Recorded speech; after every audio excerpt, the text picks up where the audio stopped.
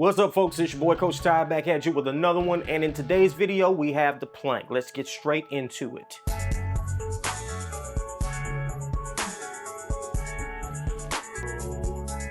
All right, we're starting with setup. Very simple, of course, but there is one important thing to keep in mind.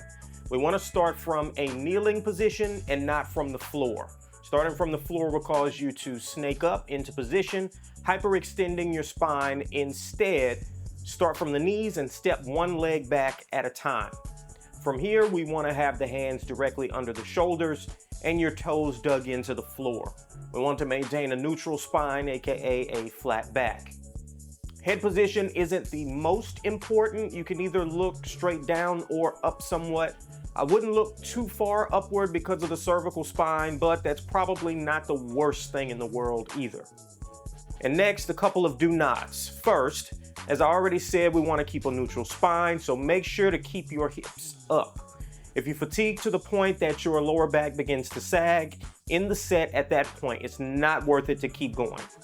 Second, we want to keep the shoulder blades protracted. So imagine you're pushing your hands into the floor for the entire set. Finally, some progressions. There are several options here, but one of the main options is, of course, loading the exercise with a plate. Either place the plate yourself or have a gym buddy do it for you. When you finish the set, lower yourself to the floor and then roll and let the plate slide off your back. Over time, progress on weight as you would any other exercise.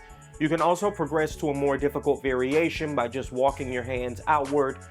You put more distance between your hands and feet. The more distance there is, the more difficult the plank becomes. And that's it for our plank video, short and sweet. I hope that's helpful. Please like, comment, subscribe, and share. Let me know what you want to hear from me next. I'm Coach Ty with Muscle Wiki, and I will see you with the next one. Deuces.